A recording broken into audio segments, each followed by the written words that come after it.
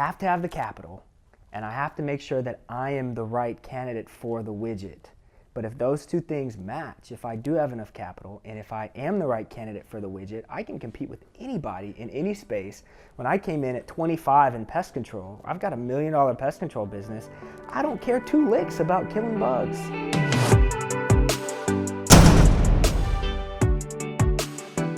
So we're going to take it over. Man, let's go. But we got to be careful because we got to have a strategy behind that. Interesting situation because the audience is 800 people, maybe. It's very small. Pet waste Franchise businesses. owners and other... Not franchise though. In fact, there's this giant canyon in the pet industry. I want to talk a little bit about this today and talk about and pick your brain on why you see so much value in franchises.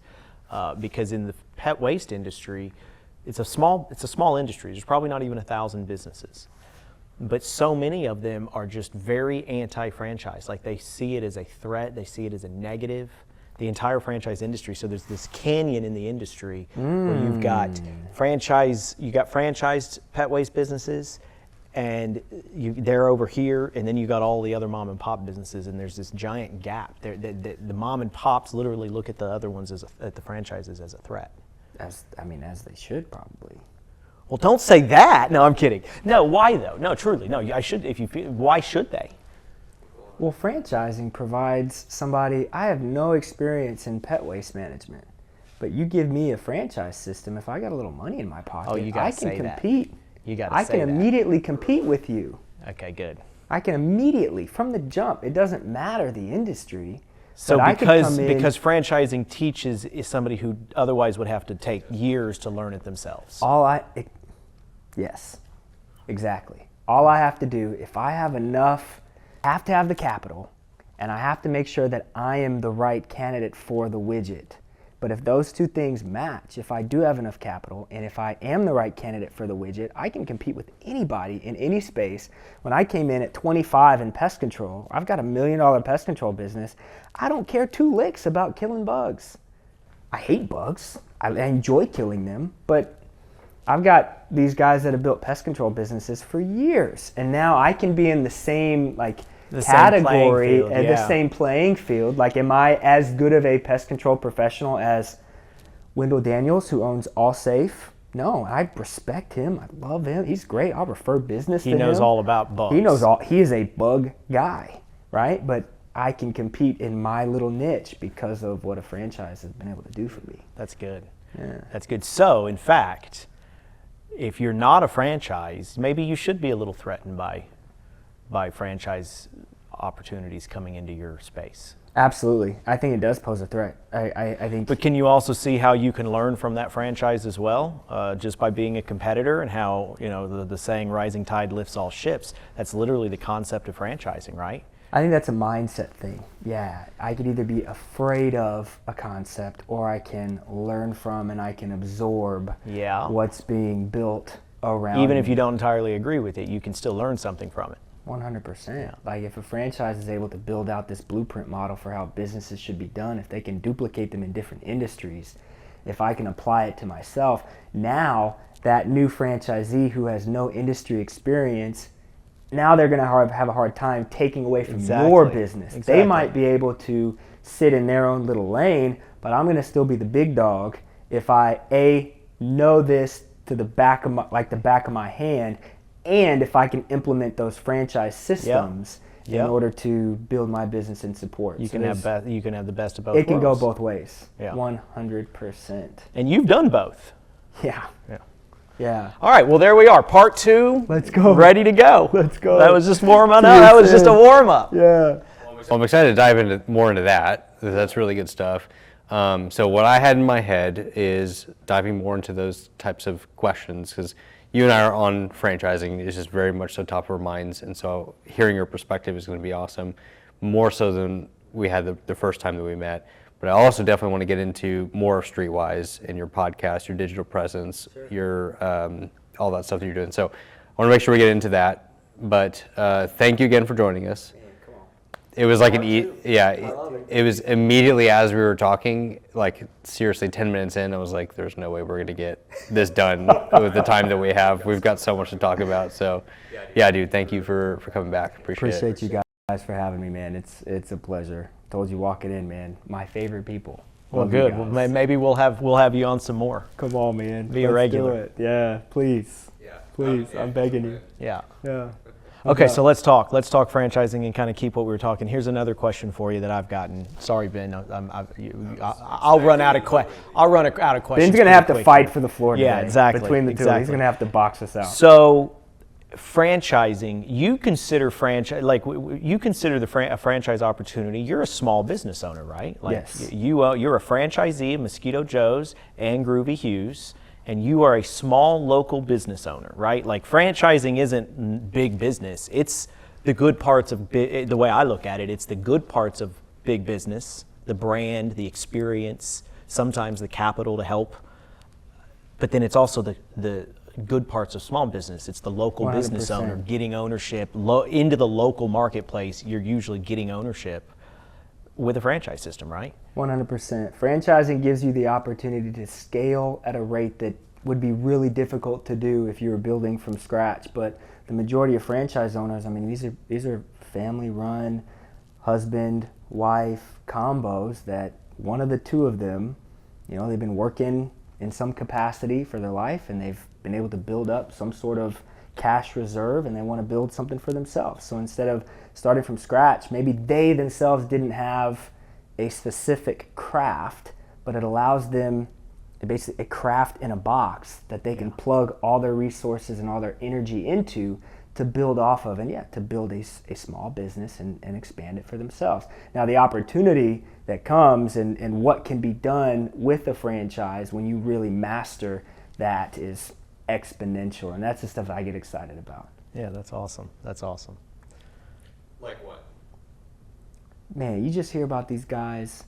Jamie Weeks is a guy, and I don't know his background, but this is a dude that got into Orange Theory and started out with a few licenses, eventually had 190 plus locations, private equity invests, and now the stuff that he's doing in franchising is astronomical compared to like the average franchisee. So he starts out as a franchisee for what business did you say? Theory. Orange Theory. When Orange and Theory you said was license, popping. so it's a license It's more a so license. than a franchise. Well, I think when it comes to some of these like exponential fitness or like fitness concepts, right? You're buying the license and then you can build off of that. So for me and Mosquito Joe, I've got 4 territories.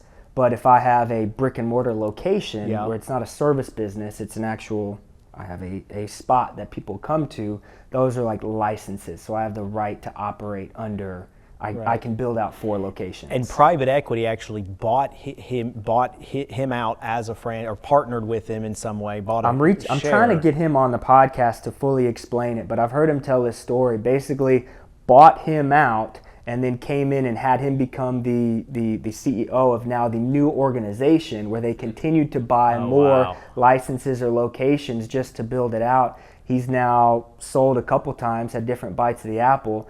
Now Sweat House. He's now the franchisor of Sweat House, which is like infrared, sauna, cold plunge. You've almost signed up for it? They've got a few out here in DFW. I mean, DFW is one of the fastest growing markets in franchise. Any new franchise concept that's going out. Dallas where we are right now is one of the fastest. 100%. And Collin County is probably the fastest inside of Dallas-Fort Worth. There you go. Yep, 100%. Then you got like South Lake, that area out there, but Collin County for sure is prime. Yeah, no doubt. 100%. So do you find, and because you're in the broker side as well, you're helping people make the decision for themselves whether or not franchising is for them. Do you find that the primary demographic buying into a franchise model are people, couples, and or individuals that have worked 10, 20 years in a different career, they've got some savings to put towards a business? Is that usually the MO? It's not usually like young guys 23 years old that are like putting everything they have into their first territory. From what I've seen, the majority of people, they've worked in corporate America for some capacity for 15, 20, 25 years. They're 40, 50, low 60s, and now they're tired of corporate America. They're getting to that retirement age, but they're not ready to hang up the cleats. Yeah. And so now they're looking for something to build for themselves, but not necessarily by themselves. And I just think of my dad, right? He worked at Apple Computer for 22 years. He was mid-50s and was looking for an industry to fall into, found Mosquito Joe, which is a pest control concept, in DFW, in Collin County, realized like, oh,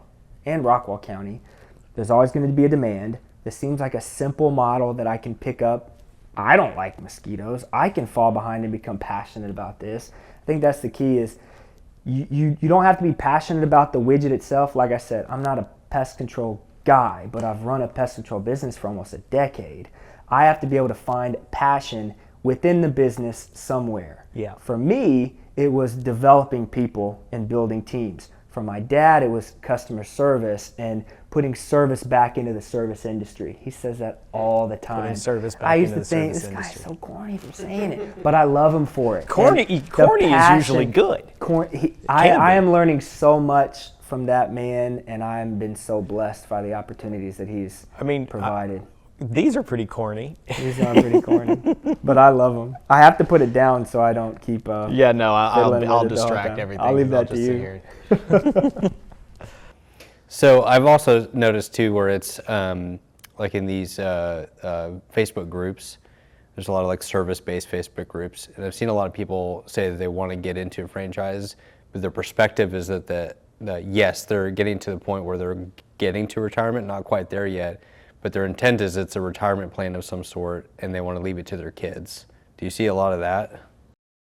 Yeah, when franchising, it's definitely, it allows you to build a legacy. Yeah.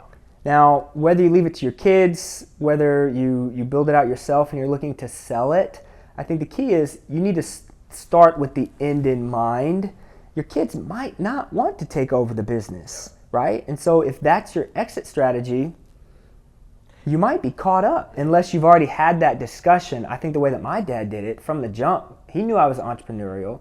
He knew that I was building and I was going in a certain direction. He basically just provided me an avenue. He made me a 50-50 partner from the beginning and put me in charge. He elevated me and said, hey, here's X amount of dollars in a bank account. Here's this business. You're my 50-50 partner. You're going to run it. If you want to pay for groceries, you're going to have to build this business. Go. Let me know if you need anything. I love that. For mindset. me, that was exactly what I personally needed. Now, are all 25-year-olds ready for that opportunity? I don't know if I was. And Our first franchisee has a similar story. It was a gentleman that was very wealthy. Okay. And he bought it for his son. But after 6, 12, 18 months, it was very clear that his son was just not interested in the business. He just wasn't passionate about it, wasn't interested in it, wasn't operating it, and so he ended up selling it to a neighboring franchisee. Which is also cool in franchising. Like, a lot of people, the negative is, well, what about all the rules? What about all the fees? I'm not going to sell a franchise, I'm not going to sell a chiropractic franchise to a chiropractor, right? If you're a chiropractor, start your own business. You already know what it takes to launch this business. A franchise is going to help you if you don't necessarily know which way to go or which way to start, or if I'm a chiropractor and I have my practice, but I want to diversify. It's a great way to do it. But the other thing with the franchise is, if I wanted to sell Mosquito Joe, my territories that are really popping out here in Collin County, the first 2 people I would talk to are my neighboring franchisees. Yeah. And that's a conversation that I look to having pretty soon. It's like, hey guys, let's start planning this out. Either I'm going to buy you or you're going to buy me, one way or the other. And I don't know if they'll take it, but I just think I see so much value in starting those conversations and building on those relationships with the franchisees around you, because it's a huge benefit. I actually hadn't even looked at it from that point of view. You're right. You've got kind of a micro economy inside of each franchise with those local franchisees. Now, and your businesses are so well aligned. It's plug and play. Like, it's not like you're buying your competitor of it's got a whole different name. So you're going to have to convince those clients to come over to you. No, the name's the same. The systems, the processes are the same. Exactly how to run it. And also, if I've got, throw out a number, I'll make about 900K in revenue this year, just shy of $1 million. Your Mosquito in Joes. revenue in Mosquito That's Joe. awesome. Now, I don't do even close to that Mosquito, regardless of how awesome our new commercial is. That is a good commercial. It is a good commercial. Now, say I sell my business to my neighboring franchisee who's slightly bigger than me. What are the extra expenses that he's going to have to incur?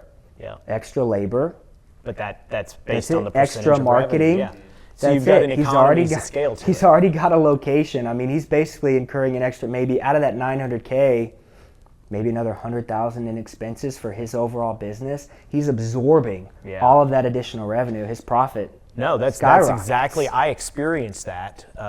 One of the only two. I've only acquired 2 businesses in all of the years I've been in business, and one of them was in 10 years ago, July 1st. I bought Executive Lawn Care, which was plug and play because even though we were 2 different names, we ran our businesses very close to one another. And so other than having to convince his 800 or 900 customers that I had bought to come over to Emerald Lawn Care, that's the name of the business I was running at the time, but we had so many synergies.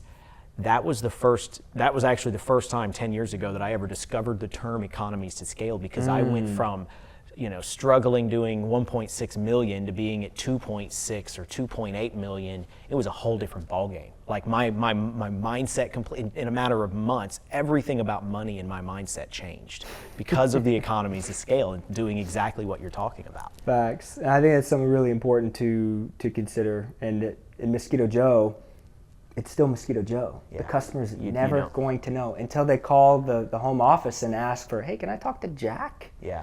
Other than that, they're not going to notice anything because the technicians are the same technicians. Right. Everything gets absorbed up. So it's beautiful. There's a couple stories. Brian Beers is a guy out in Philadelphia. He owns about 40 plus Midas shops. Okay. I mean, this guy is maybe I've seen him on LinkedIn because his name sounds familiar. He's got his own podcast, Business with Beers, and you hear about him and how his uncle and his dad started with 7 Midas franchises when he was growing up. And then when he graduated college, him and his brother came in, started working for the shops, eventually got some financing to buy their own, and then owner financed all these locations. And so from $0 down to 100K plus down, there are a handful of people's retirement plans. They've basically bought out the entire Philadelphia market at this point, and they use the cash flow from their businesses to pay out these ex-franchise owners, and they've just expanded. And because of the additional revenue, they're able to invest. He's got a COO, and he's got regional managers that's over maybe 6 or 7 locations each, and then build out an entire team. And that makes that adds value in the business at every level. Yep. And then becomes based on what he's done, he's probably a target, a good in a positive way, a target for private equity. That's when you get the private equity coming in, because they're looking at units open, they're looking at total revenue, and they're looking at like the recurring aspect of what they can invest in. So I salivate over stuff like that, man. That's really cool. Yeah. It's really cool. No, that's awesome. I think for just one last point on that was something that I tried to do with investing from Mosquito Joe to Groovy Hughes. What I didn't consider at the time, and what I think is important, is you need to consider the synergies between the brands. Brian Beers was able to do it with one brand. Yeah. Perfect synergy. I thought all home services are created equal. They're not. The Mosquito Joe cycle and the Groovy cycle completely different with paint and pest control. And we talked a little bit about this, so I won't get into it too much, but I totally feel you with Chorby on that. Totally feel you. Yeah, so that was a lesson that I learned, but it's given me education now to then provide value to people that I get to speak into in platforms like this. So.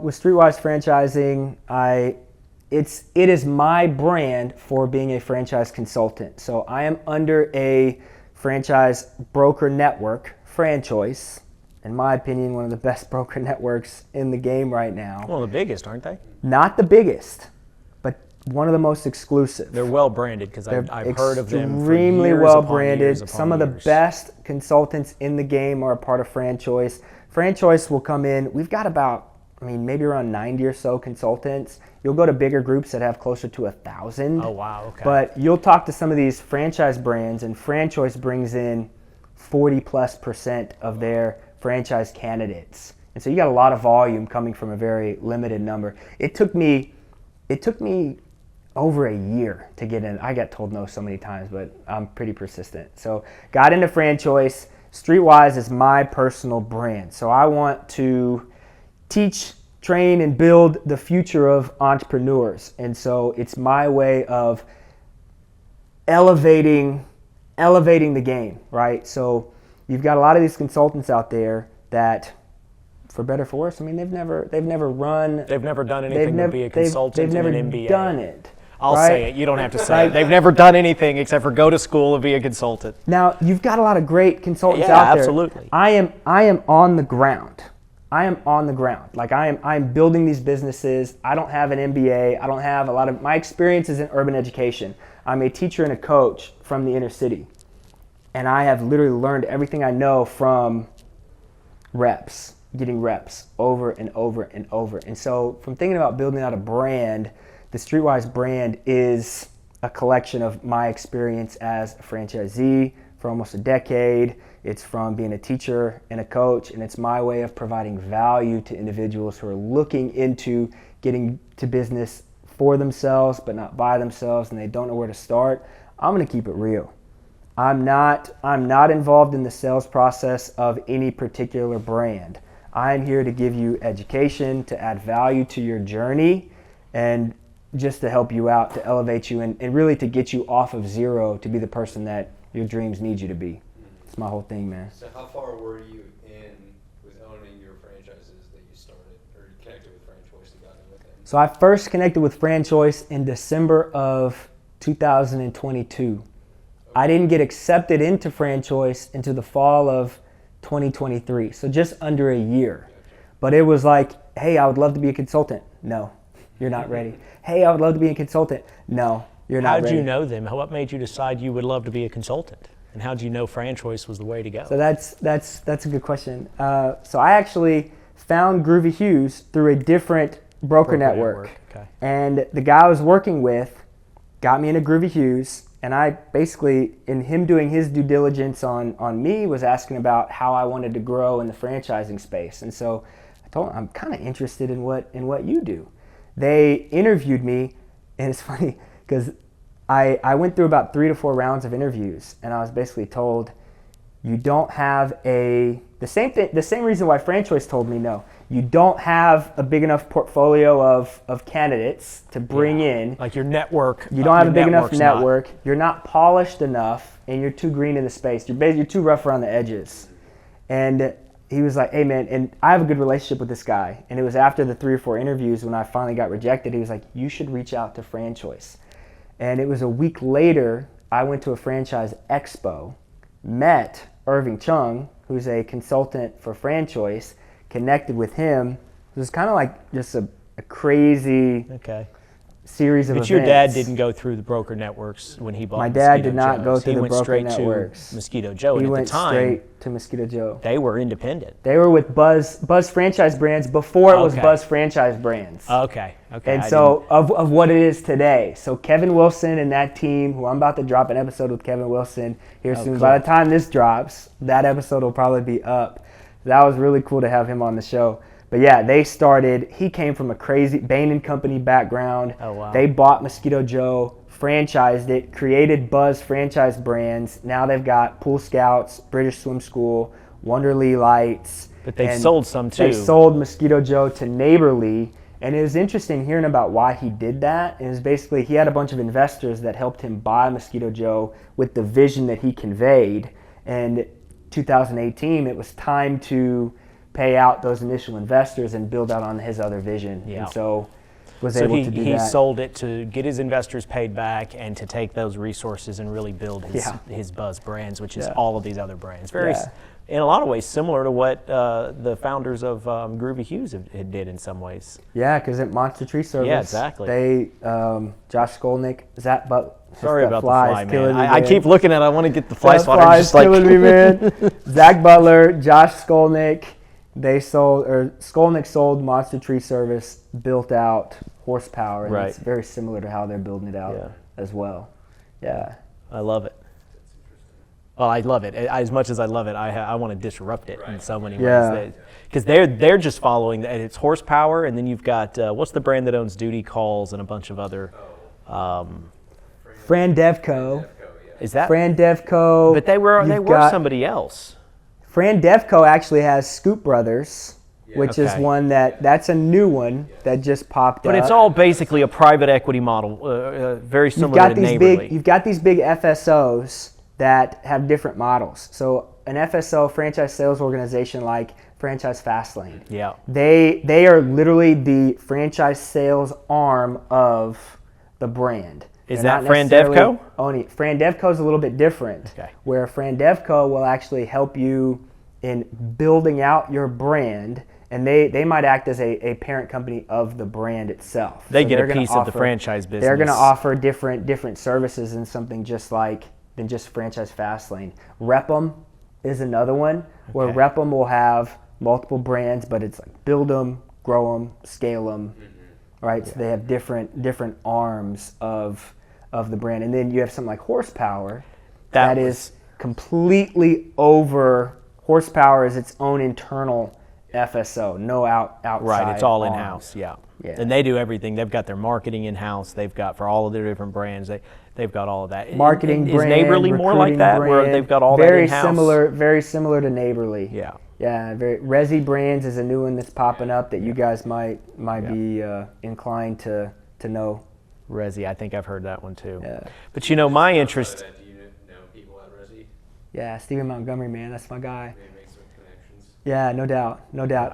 I actually love those guys. Yeah. They've got I see them all over. They've got that one painter. They've got Pinks, which is a window Yes. cleaning, power washing concept. They've got Garage Up, and they're basically building out. It's crazy. You look at Neighborly and what Neighborly's done, and I mean they were the Dwyer Group, and Yeah. now they converted to Neighborly, and they're building everything out. Now you got these other groups that are basically like duplicating that model, but they're doing it in their own savvy right, they're way. all doing it in a slightly different way. Yeah, I love the way that Resi Brands is doing it. It just seems so organic, and they're so involved and engaged with their franchisees in a way that I haven't seen it from others trying to fall into the same space from a parent company perspective. I really like it, and that's I'll from a have to look at that. consultant, but also from a franchisee perspective in both Neighborly and Horsepower. Yeah. I really like the way Neighborly, or I really like the way Someone has their own podcast and talks about why pick a team. You mean you? Okay. Can't wait for that day. It's gonna be a good day. Yeah. Yeah. Because no, a lot of that ties into the vision of White Picket. In some ways, we'll carve our own unique niche out, and the same for Chorby. In a lot of ways, what these brands are doing is what I envision doing with Chorby. But the unique piece to Chorby is it'll be a single name, single application where the clients are shared, which brings its own challenges as the franchisor and the whatever franchisees choose to do alongside us. I'm almost curious, just talking with you guys on how you've scaled Chorby. You have Scoop Soldiers, and you have Chorby, which is like this all-encompassing concept.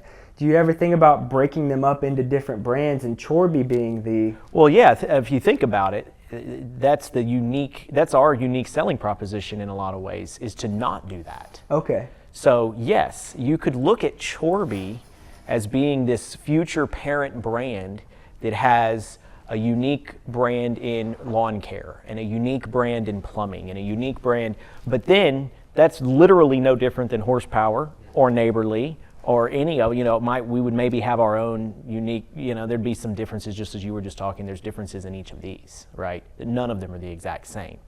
But that's what I want to be unique about Chorby. One brand. Imagine if Neighborly was literally Neighborly. There was no Mosquito Joes. There was no, 30 brands Neighborly operates? I think they've got like around 20, low 20s. I think it's like 19 or 21. I thought it was almost 30, but 20 to 30 brands.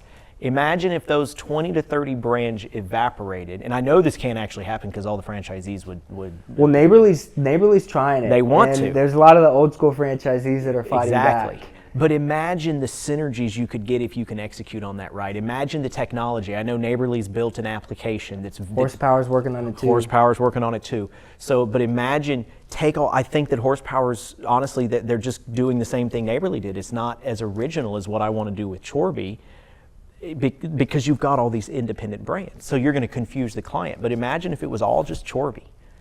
You know, your plumber or your mowing guy or your pool guy shows up, and it's a different guy because it's maybe it's an owner operator, maybe it's just an employee of a franchisee. But the point is you've got the local ownership in the whatever skilled trade that ownership is passionate in, showing up to your house and delivering the service all under one brand. So it's about the client more so than it is about an investment, you know, more so than it is about building the business. And so do you have multiple, we'll just say Collin County, do you have multiple Chorby owners sitting on top of each other in Collin County? We would. Well, I'll own Collin County for that'll be our corporate brand. Travis County and Austin. So yeah, you have Travis County and Austin. This is the piece. That's what I mean by we've got to execute correctly. Because if we don't execute right, we'll never make it. But yes, ideally, Travis County could have, because you'll be able to grow inside of the Chorby model as an entrepreneur inside of the Chorby model. You could choose to grow. You could be super passionate about fertilization and weed control, about lawn care, right? Super passionate about that, but could care less about anything else. And so you could build your business geographically large by owning all these territories that are only Chorby fertilization businesses. And then you can also go deep. But if you're more like you were just talking about, you love business, you love the leadership side of it. So you're inside of the Chorby model, and maybe you own Chorby Plumbing for Allen, Texas, and Chorby Pools for Allen, Texas, and Chorby Pest Control for Allen, Texas, and Chorby Garage Door or Garage Flooring or whatever, and you own all the different verticals for maybe 3 or 4 territories, maybe Travis County or Collin County. Does that make sense? Yeah. So you can grow and be an entrepreneur inside the system depending on what your interests are. If you're interested in the skilled trade, or if you're just interested in business in general. But the key to all that is that we got to solve as the franchisor that will be very unique is, if you have an asshole pest control franchisee that's going to run clients off that are shared with 5 other franchisees in the pools and in the mowing, and then you've got to be careful. And so I've done a lot of I'm talking too much, I know, but I've done a lot of studying on like the Chick-Fil-A model.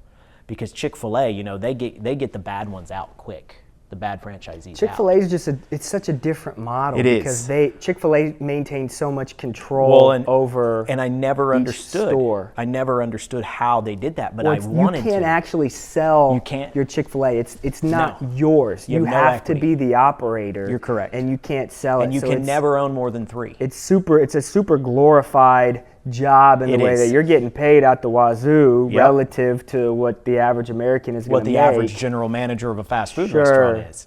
Yes, facts. Because you're getting profit sharing. You just don't get the bite of the apple if you were ever to sell it. You're exactly right. You're exactly right. They squeeze that control out of it. But I studied Chick-fil-A. I knew all of that part of Chick-fil-A. Okay. My brother-in-law owns a Chick-fil-A. I knew all that part. But what I didn't understand was the part that I needed to understand, factoring in this problem that what if I ever have a really bad friend? What if, because sometimes they get into the system. What if I ever have a bad franchisee and I have a 10-year franchise agreement and you can't kick them out because they haven't done anything that egregious, right? It should be very rare that a franchisee gets removed as a franchisee. So how do you manage that? Well, I really did some studying, and the way that Chick-fil-A does it, I hate it. Like, I won't ever be able to do this. But the way they do it is they only have 1-year franchise agreements. So whereas what is common, ours is 10 years. Yeah, 10 is I've heard about 5, but 10 is the average. So Chick-fil-A's franchise agreement is only 1 year. So that way, at the end of every year, if you're not performing, to reevaluate. They basically come to you and say, no, we're not going to renew your franchise agreement. Which, because it's such a minimal investment up front, you're not screwing these people over out of their investment. I think that's the thing that you do this marriage, and on one hand you might have a terrible franchisee, but they've got equity in that business. But they've got a ton of equity in this business, whereas if we take, as a franchisor, if we take this back, we can still sell it. Yeah. And that was a question: how egregious does it need to be in order to See, Chick-Fil-A is very strict, and they have a reputation for that. Oh, it's hard to get But a you know the Chick-fil-A. other one, right? But you know the other one that's similar, I think. I haven't done that much research on this, so I'm getting into area that I don't know where I'm talking about. Is what's the one that Neighborly owns, the housekeeping business that Neighborly owns? Housemasters. I think that's set up I similarly. had Jordan May there, the Am development I wrong on person. that? Theirs is not. Theirs is Housemasters. set up in a way that like it's literally made for an owner operator, for like the person that's going to be going to the houses and cleaning the houses. Yeah, I they think that's how want it's they set up. want the individual to be the not just owner operator, but you are that business. You're doing the like work, it yeah. is you, and eventually you can scale it out, sure. But yeah, I had her on the podcast a little bit ago, and that's huge. And in her whole process, she's like, I asked them, "Are you a 10? Are you from a scale of 1 to 10 with level of excitement? Because this is you." And if they're not a 10, they don't get to move past me. Yeah. And you don't see that in a lot of franchise concepts because they're trying to sell because they know that they need to get a certain number of units sold, certain number of units open, because in franchising they're going for these big exits on the franchisor side. And See, that's the side I don't like about the business. Yeah. That's the whole piece about franchising that I don't like, is especially in 2024. There's always It's too fast, man. They're trying to pump it up, sell Yep. it to private equity so that they can have their exit. Yep. And for the record, that doesn't interest me. Well, I got a lot of I'm not going respect for you anywhere. guys because of that. Because I think that's the thing that, take my situation with Groovy Hughes, right? Like we're building this business, but what if it's not a good fit, right? We're franchisee number 7. Oh wow! And there's I didn't realize you were that. There's 15 currently. Now a couple of them haven't been successful and are out of the game right now, right? So what does Horsepower get to do? They've been adapting their system. Now I think Horsepower will be a great, Groovy Hughes will be a great brand, but you're looking at a lot of these initial franchisees that are continuing to kind of build the system for Groovy and Horsepower to adapt and to grow. So from the franchisor side, we're learning from you as a franchisee. We're adapting our FDD. In the future, if you go out of business, theoretically, we could just sell your territory to somebody else. And if we have enough cash to survive that, then we'll be okay. But it's on the backs of The franchisee. the franchisees that failed. And so those are the things that I think people need to be careful of when looking at a franchise. Is, are they moving too fast?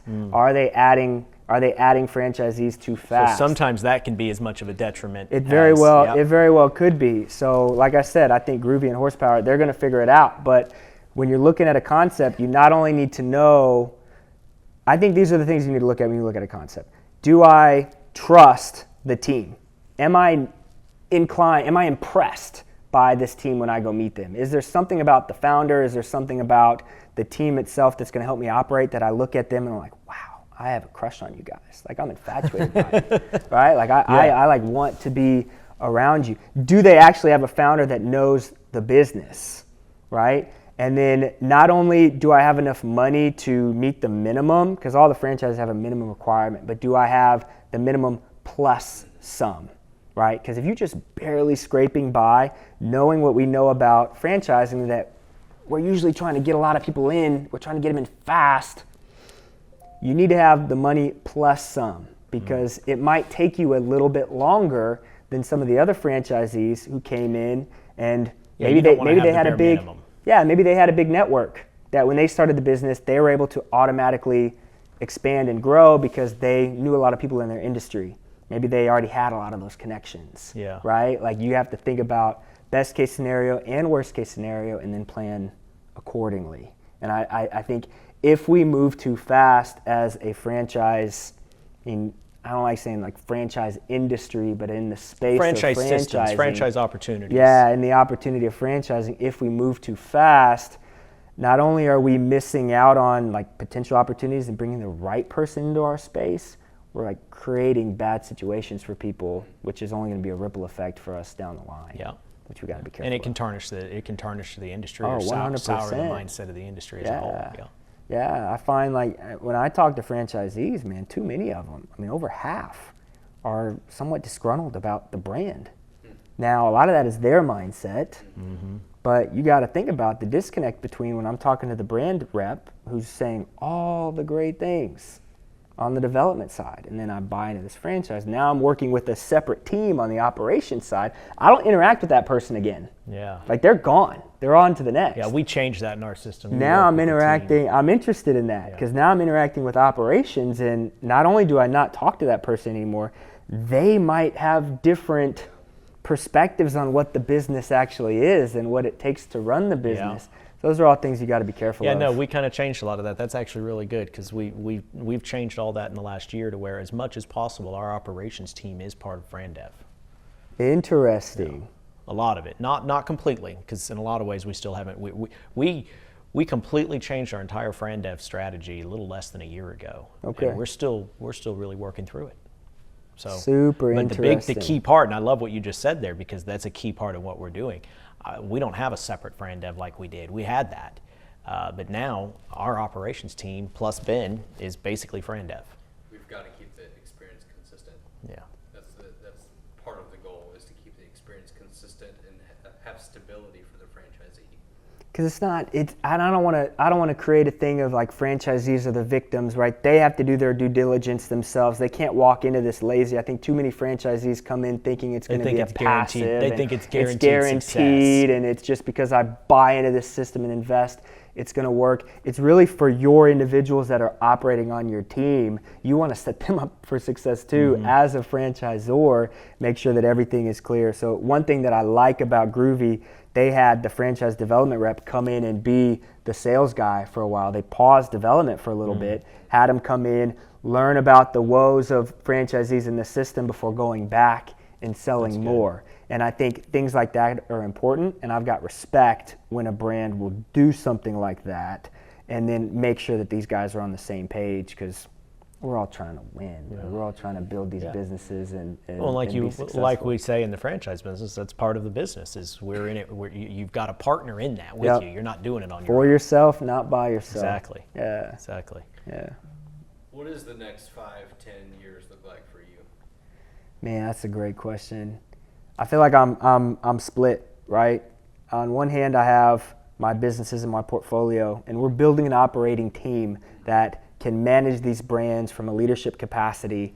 And it doesn't matter the brand, I've got a leader that can be over the individual brands and then a team to be over those leaders. But I really love the consulting side. I love what I've been able to build with Streetwise, and I love the opportunity to connect with people and grow in the space. And I feel like I've got a passion for building out these systems, and the more I interact with franchisors, I really like hearing their whys and what they're doing. So I'm kind of at a fork, man. I think for me, I'm going to continue to build Streetwise and continue to add value and continue to put franchisees into systems until somebody comes and buys up my portfolio. We're going to gradually build it. I don't know if I'm in the space, unless I had an investor come in and want me as an operator, I will not be looking for cash to grow my system. But I will continue to build out the operation where if an investor wanted to invest in what I'm building, we could continue to expand on that. I think we got something special on that front, but I love connecting. I love creating content. I'm a believer you can do all of the above. I think so too. Yeah. That's what I was going to ask. It's like, why not do both? You can do all of the above. I think for me, when you think about building out multiple things at once, right, it spreads you. Yeah. And it takes time to stack things up. And so right now I'm looking at it, and I've spread myself pretty thin. And so I'm working on building up the foundation before I spread even more. Now that I can relate to. Yeah. Because you got to build that, you got to maintain the foundation and build upon the foundation before you can have anything on top of it. I'm also in a space where, like, just pure vulnerability, like everything that I eat, I kill myself right now. All of it. And I've got some residual revenue from my businesses that are providing for my family, but the consulting thing, I mean, I only get paid if somebody does a deal. They don't pay me to work with me. I could work with you for 3 years and not get paid a dime until you decide it's the right opportunity to invest in a franchise business, which is pretty cool because I can work with anybody and have no issues there. I'm just giving free game. But for my family, my wife, at this point, she would really like some consistency in that. But I'm open, man. I'm here. I'm walking through life like this. God will put things in front of me, and I feel like if I can truly just continue to add value. I went through the whole Go Giver series by John David Mann and Bob Berg. I haven't heard of that one. Oh man, Go Giver? The Go Giver. Okay. The whole concept is the more you give, the more you receive. It's synonymous to like a go-getter. You have to be a go-getter to be a go-giver. You have to be super ambitious. It's just the concept of I am giving as much value as I can. I imbue value. And by doing that, I will create a world where in 5-10 years, like you asked, what I'm looking at is exponentially bigger, and I'm looking at it from like that picture up there. I got an exponential viewpoint than I would have had if I was just worried about myself. Yeah. So that's where I'm at right now, man. And it's a journey. It's a lot of fun. It's crazy. Not everybody's built for this life, but I enjoy it. Yeah, man, that's awesome. So I'm curious about the podcast. What has your experience been like doing virtual podcasts? Dude, I love it. I wish I had a setup like this because the virtual podcast, you always have like technical difficulties, right? Like things just happen, the screens freeze, and there's just such like an organic flow that comes from engaging. Like we can interrupt each other and it's not okay. confusing to everybody. It doesn't confuse and blow the whole thing up. It's not awkward. It's just conversation. But I'll say this. I reached out to a franchisor 2 years ago. I was on a roof installing Christmas lights, and I heard his podcast on a couple other platforms, and I reached out and was like, man, I love what you're doing. I would love to connect. His response was, I appreciate you. I'm very busy. I don't really have the time. I was like, respect. I'm going to keep following you. We'll be in touch one day. That was 2 years ago. I reached out to him yesterday on LinkedIn. I said, hey, man, I got a podcast platform. It's been 2 years since we came in touch. I've interviewed this person, this person, this person. I would love to have you as a guest on the podcast. We can learn something from him on how 5 minutes later, dude, I would love it. Let's go. Send him the link. It's scheduled for a couple weeks. That's awesome. It's crazy. You ask a lot of these guys like, hey man, let me buy you coffee. But I need you to buy me coffee for. But you talk about a virtual podcast platform where you guys don't know how many followers I have. And I'm not going to tell you. I'll give you a range, right? Like it's growing, right? But nobody knows. It's all about how you present yourself, right? And what you show and the confidence. And if I can show you that I can provide you value with my voice. So it's a beautiful thing. I love it. My network has grown immensely since I started a little over a year ago now. And so we're it's mostly you just like in the moment. You've heard another podcast, you saw it in the business, whatever, you heard someone speak maybe, and you're just sending them a DM, right? Yeah, so now I want my stuff to be 60-70% franchising. And then I'll talk to anybody that's a business owner that I like what they're doing, if I feel like I can vibe with their message. If you're an industry expert, so the Go Giver, Bob Berg, reached out to him today and was like, hey man, I'd love to interview you. Athletes, love talking to athletes, love talking to veterans because those skills are applicable to business ownership. Anybody that has a crazy story that you can apply. My whole thing is we connect through pain points and we learn through pain points and we find our purpose through pain points. And so if I can relate to you off of what's the hardest thing you ever went through, right? Like where's something that you like truly failed and fell on your face? And if you're willing to be vulnerable, that's really my only catch. Like if I don't think somebody can be vulnerable through that and meet me there, that's not really somebody I want to have on the show because that's not really going to add value to my audience in the way that I want to. Do you ever ask to be on other people's podcasts? I've just started because I realized that, I mean, you guys have such a different platform and a different audience than I do. And so if I want to build and grow my own, it helps to reach out to others. And so I'm pretty new to doing that, but I just started. Yeah, I think it's very valuable. For sure. So I appreciate you guys. Absolutely. And we talked about this, but I want y'all on mine. So yeah, for sure. Streetwise Nation needs to hear what y'all got going on. We need to schedule it. Yeah. Let's get it scheduled. No doubt. Individually. I talk too much. I'll just talk over Ben. Yes. So. Yes, let's go. Let's go. Do you have any other questions? Not really off the top of my head. This has been great. Do you have questions? We've got time. We got time. Dang. And the fly left you alone. So the fly finally left me alone. All right. So thinking about like what you guys have built and talking about, you know, Chorby and you got Chorby, Scoop Soldiers, Emerald. No, that's gone. That's what Chorby became.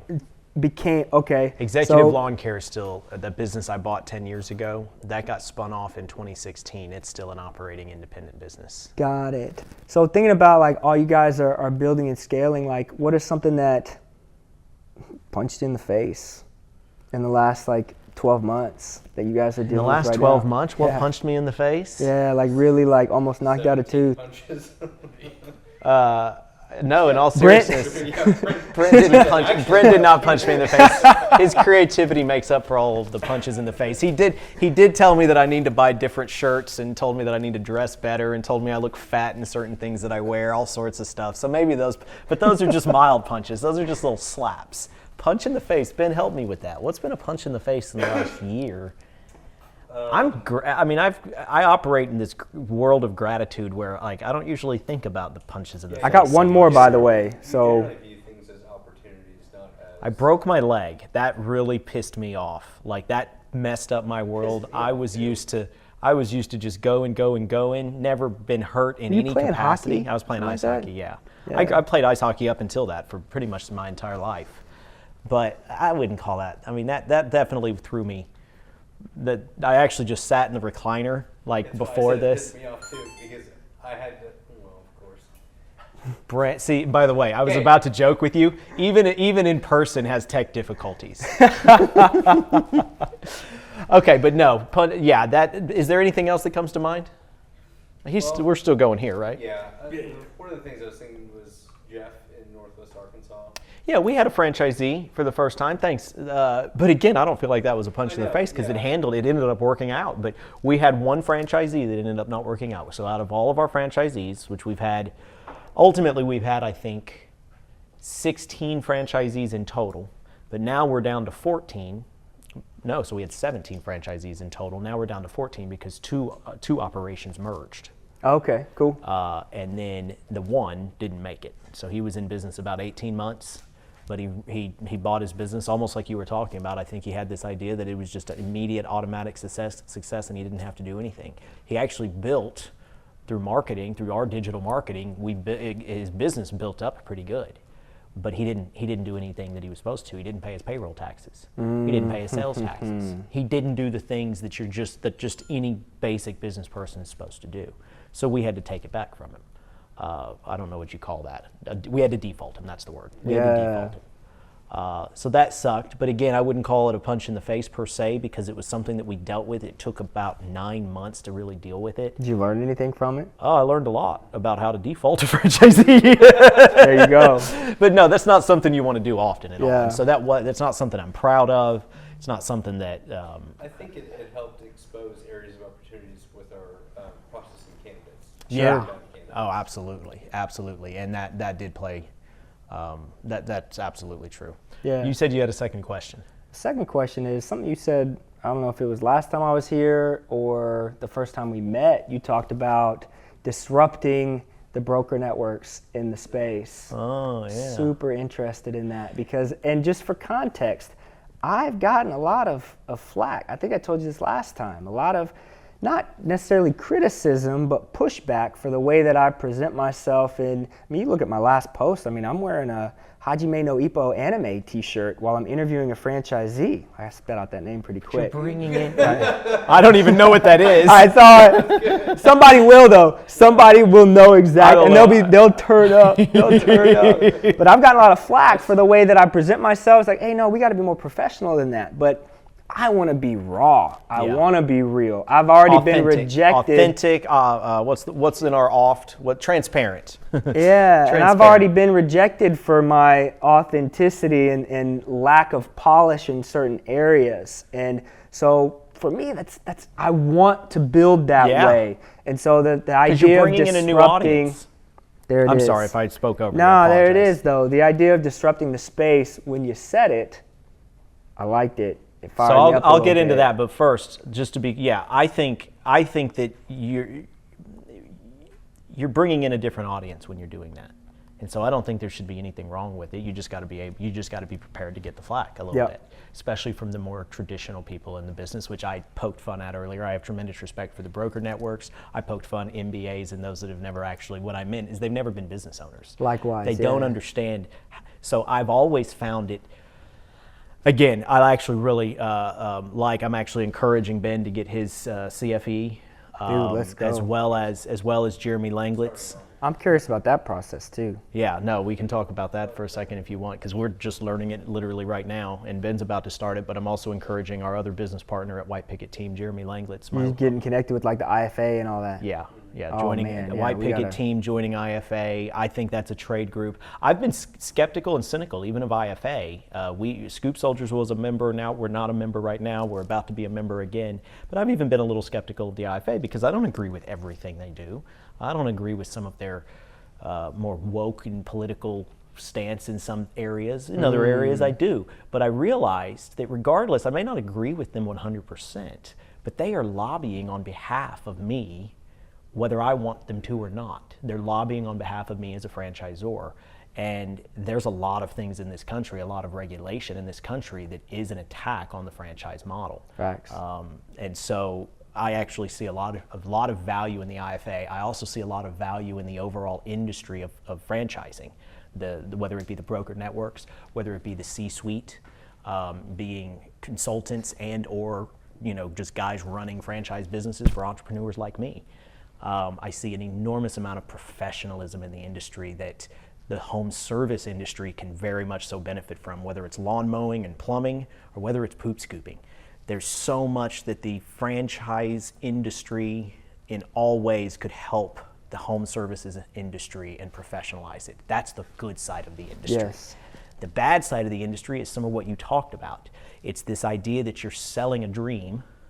You're getting somebody to put in their life savings in many cases, selling them on a vision that you don't even believe in, and if you did, maybe you'd be a business owner you'd own a franchise, or you'd be a franchisor that's also in the brokerage. So I actually really respect what you're doing because you actually practice what you preach. You're an investor, you're building a portfolio. That's why I say do all of the above if you can figure it out, because you're an investor. And so therefore, to me, if I'm looking at buying a franchise, I'm looking at you saying this guy actually believes what he's offering. So I love that, but that's also the bad side of it because a lot of the industry doesn't do that at all, and they sell it, and it's expensive, and they're selling you a dream that they don't even fully believe in many cases. Yeah. Not all cases at all. And actually, that's probably even more the minority. I don't think the majority of the industry. What I meant by disrupting the industry, why I'm doing this, why we're doing this, why we're getting out there and putting ourselves out there, we recognize that if Chorby can execute the way it wants, we're going to need hundreds and even thousands of partners through franchising.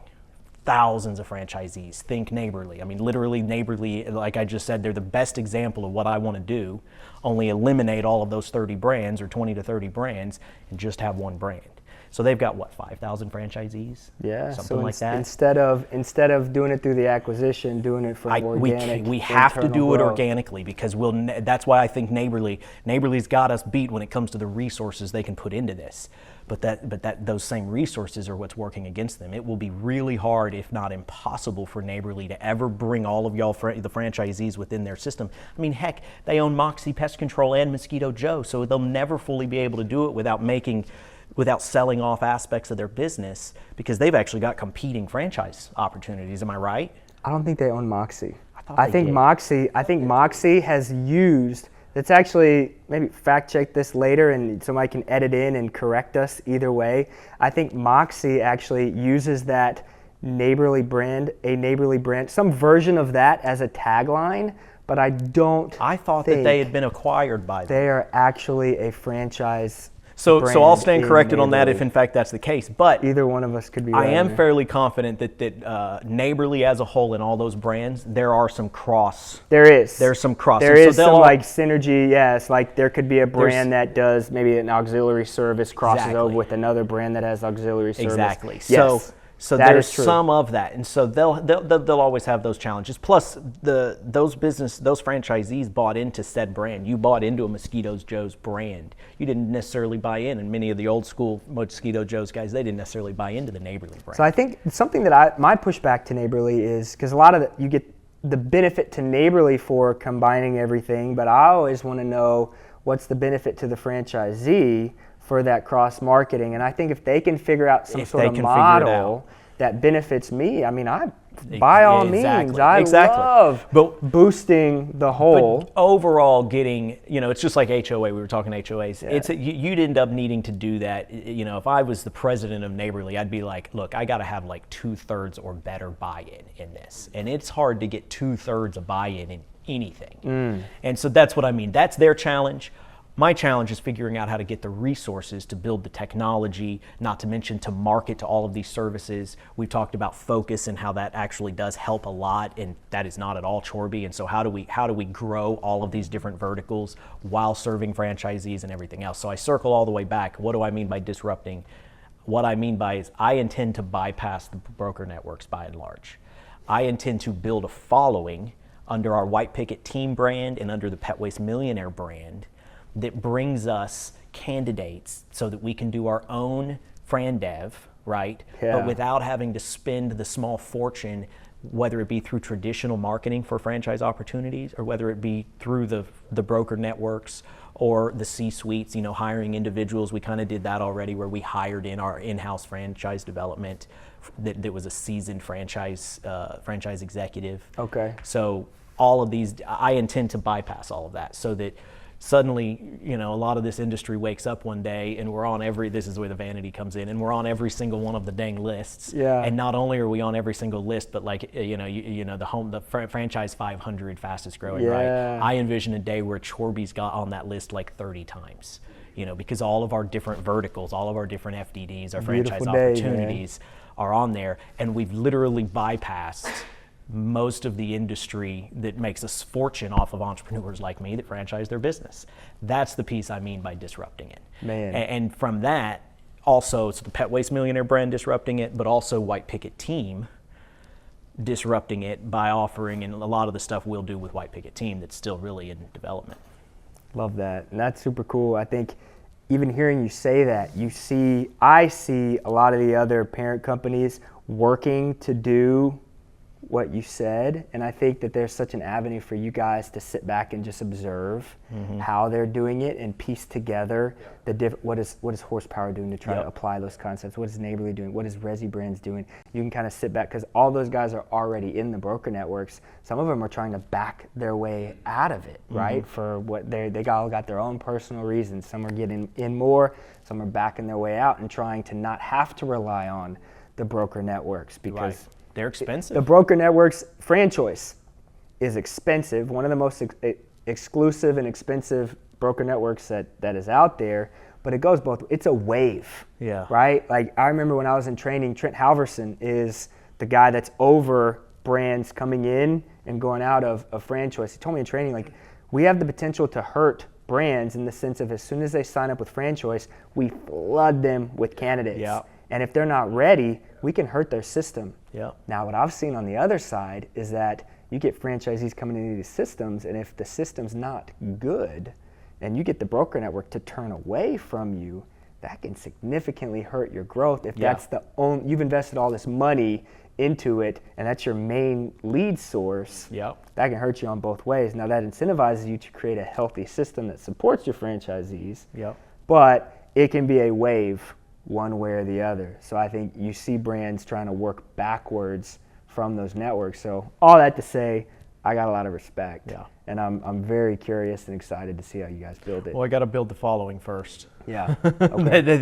that and the technology, Yeah. which we're actually this summer we're pulling the trigger on establishing a technology entity that will build a technology that will actually work for our home service brands, including Scoop Soldiers, Chorby, and beyond. Super interesting. I was hanging out with the guys at Bloomin' Blinds and talking about how they're using AI to come into their system. Super. Do they own like a proprietary CRM? They have, they're building it out now. And it's just, I had Kelsey Stewart, the CEO, him and his two brothers, Chris and Kyle, basically took over the business from their mom, and they've been building this thing for 20 years and then franchised it a few years ago. And they're a brand in franchise Fastlane. I love those guys. Fastlane or Bloomin' Blinds? I love Bloomin' Blinds. I love Fastlane too, but Fastlane's who we got the closest. We almost 2 years ago this August pulled the trigger with Fastlane. Interesting. Almost. I don't know. With Scoop or with Scoop Soldiers? Yeah. Okay. Yeah, Chorby has one franchisee. He owns a 3-pack. He owns 3 territories, basically Denton County, Prosper, That's right. swinging down. But yeah, he's like our guinea pig because That's right. we've got an FDD for lawn care, Chorby Lawn Care franchising, but this technology, I would take on another franchisee, 1 to 2 more here in Dallas, and we could handle that. But it's so clunky when it comes to our back-end CRM. Yeah. It's really, really clunky. I respect the slow growth, man. Yeah, we can't I think scale. that's the way to do it, because you try to expedite this thing and you don't have it down to the T yet. I mean, Not even close. The technology you up. has to be built, and it hadn't even started yet. Oh, so that's we're cool, 2 man. years away. So y'all almost got with Fastlane. I didn't know that. Yeah, That's we interesting. almost Carrie, I think. Yeah, Carrie. We had good conversations. Gilly, And great. yeah. Yeah, and we had great. They're hustlers. They get could have after changed it. our. They get after it. They didn't. I remember them saying they don't take on a brand if they don't think they can award 50 territories in the next year. That's the They're thing. That's the at whole 18 thing. months. Get him in the 18 get him in the months. fast lane, man. Yeah. You get in the fast lane. We move fast. Yeah, but they wanted. But did I hear you say they somehow now affiliated with the Fran Devco? No, two Okay, separate. Two separate. Okay. Two separate. Because Fran Devco is now they're pushing a pet waste opportunity. What is That's it? Scoop Brothers. Yeah, Scoop That's Brothers. Scoop Brothers. Yeah, you've probably seen the sponsored ads on your social Yeah. media. Well, I had we just did. They had a launch call with us about a month or so ago, and then I had one of the brand development guys on my show. That episode hasn't dropped yet, but I had him on a while ago. Oh, well, talking we all got to have things Scoop Soldiers. We development. got to have Scoop Soldiers in the pet We waste talk millionaire about on Scoop next. Brothers for like a second, but yeah, come on, man, let's do Yeah. it. What'd you Let's learn do about it. the founders of Scoop Brothers? Super interesting guy. I don't know too much about them. I know that I don't know if they have, I think the way that you described Chorby, very similar to how they are. So you basically have a founding location that has built up a pretty significant business in his market. Which is and Charlotte, if I'm is not now, believe Charlotte. Yeah, there you go. And is now turning to franchise it. Yeah. So it's not like they have multiple markets open.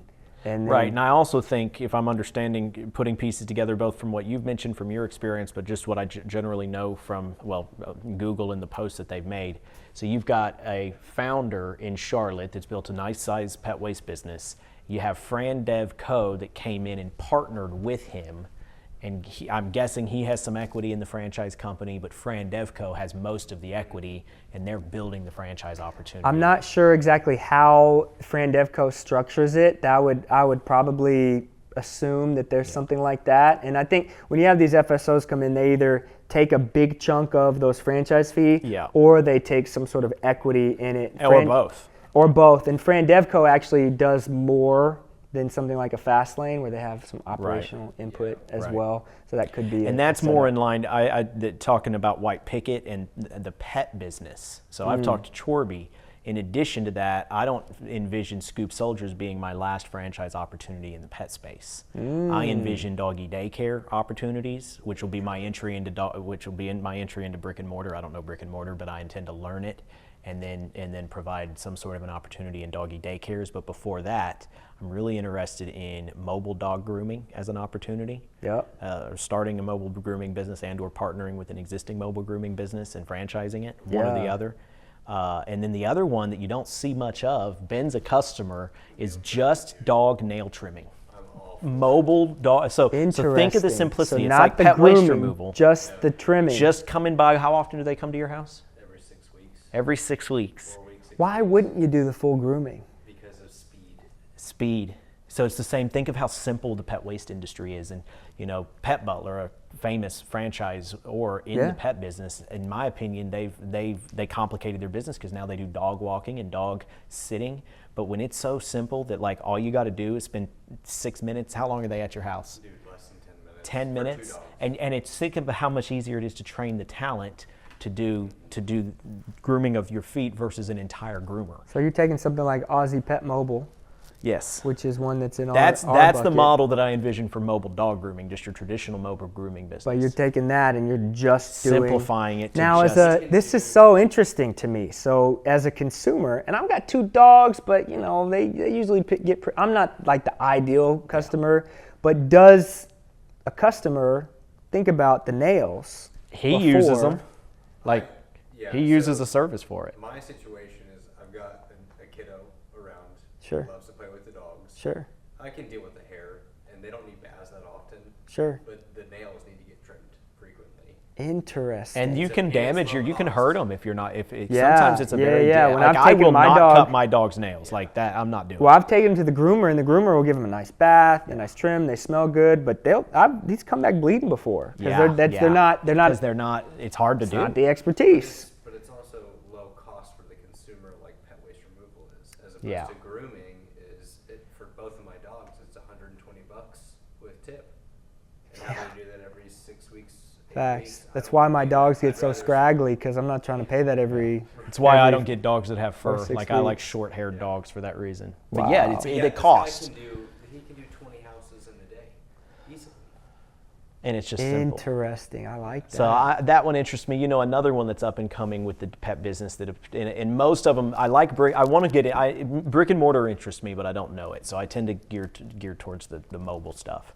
But the other one is dog, and y'all saw this. I didn't see this until the T-Pig that's dropping tour that's dropping tomorrow. They had one in Jacksonville, but it's a van that's got a treadmill for dogs. So basically, you No pull up way. to somebody's house and you put them on this treadmill to get them their exercise. No way. Yeah, that's a thing too. So I had never seen the setup until it's on the next T-Pig So episode. from a labor perspective, I mean, you got somebody that's driving the vehicle to the house, but instead of walking them around the neighborhood, Yeah. you're just putting them in the back of the van. Yeah. And Yeah, that's what it was, right? Yeah. School bus. Yeah. It's interesting. But that's Wow. John Amarafi, one of our franchisees, met a person here in Collin County that does it because it was something my business partner Josh discovered like 2 years ago and was really interested in. But yeah, no. So there's all these different pet oriented. So I do envision being a multi-brand franchisor.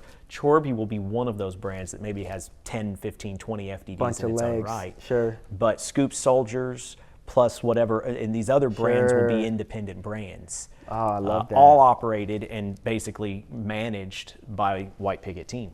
Love it. I mean, when you look at franchising, you've got the services, you've got senior care, child enrichment, you've got the fitness, the health and wellness, Yep. but pets is huge. Yes, and gonna keep growing And it's until only there's an gonna keep growing. apocalypse. It's only going to Until keep there's going. gonna be an apocalypse, it's gonna keep growing. Yeah, we realize these guys aren't pivotal to our literal survival. As long Yeah. as we have the capacity to enjoy It's them. just a beauty. It's Yeah. That's what I love about capitalism in 2024. Between technology and a positive business environment, most of the time, there's so much opportunity. That's actually super interesting. I That's love why that. our I'm slogan is excited. "Find your gold" at Pet Waste Millionaire. You know, we turn poop into gold, but there's a million different things that people can find and do to better humanity, better their community, both their extended community, as in the people that live in Allen and all of our community, but also their family members and their relationships, Oh, that's all through beautiful, man. business. That's It's all beautiful. about. Yeah, I love it. I'm excited to see what y'all do with Chorby, with Scoop Soldiers, White Picket. Man. Y'all Yeah, got good well, stuff I'm excited going, with man. what you guys got going on too. So we Yeah. got to definitely be on the Streetwise podcast. No doubt, no doubt. If I can ever add value to y'all, man, Yeah, holler at it's me. huge. Already happening. All right. Absolutely.